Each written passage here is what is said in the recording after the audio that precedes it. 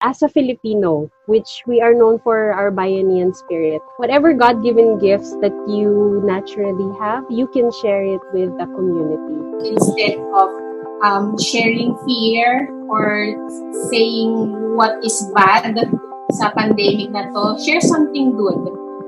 It can be done at home.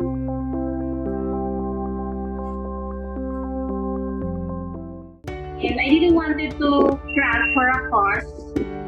So, hence naisip ko na rin yung craft it forward na term.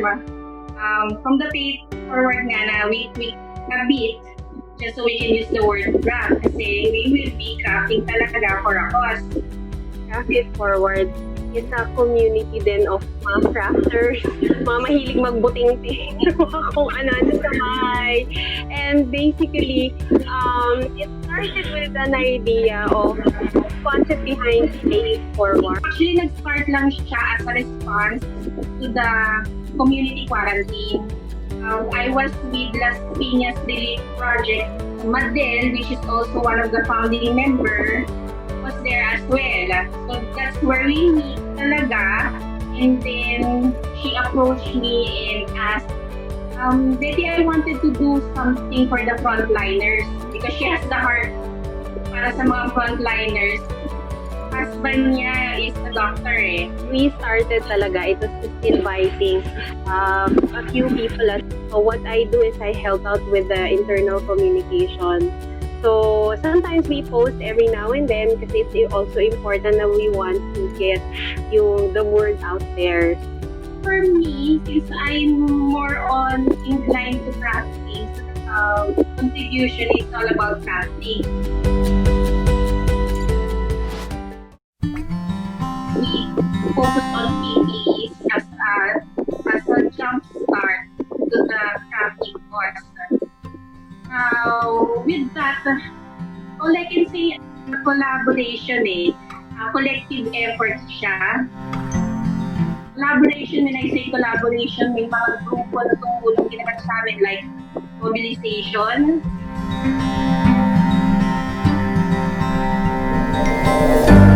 There are many ways where people can help.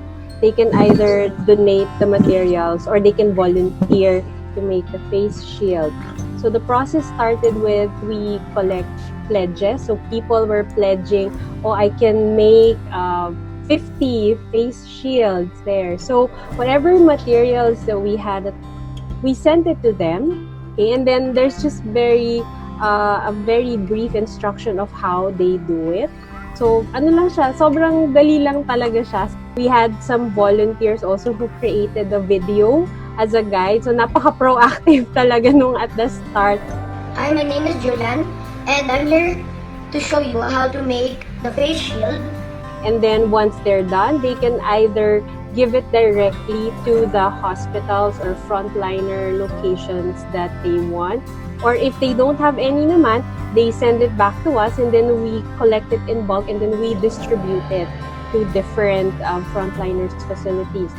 Ano po siya it went nationwide from NCR hospitals to those Calabar zone, even in Visayas and Mindanao, we've been receiving reports that they are getting our face shields in additional PPEs like yung mga soup or aerosol boxes na made and also donated.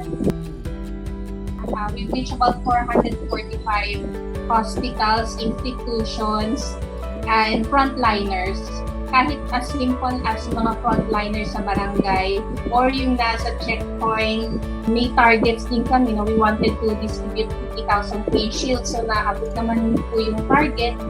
It was more of yung talagang the Bayanihan spirit that pushed a lot of our volunteers, even myself, to join this cause. And during this time of GCQ, I know some of us are still very fearful to go out.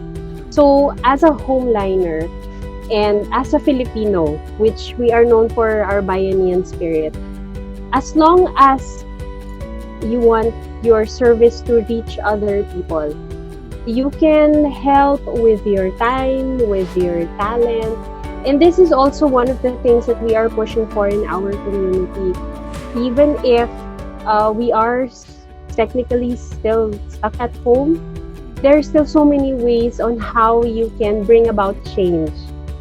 Whatever God-given gifts that you naturally have, you can share it with the community. The less you think about yourself, diba?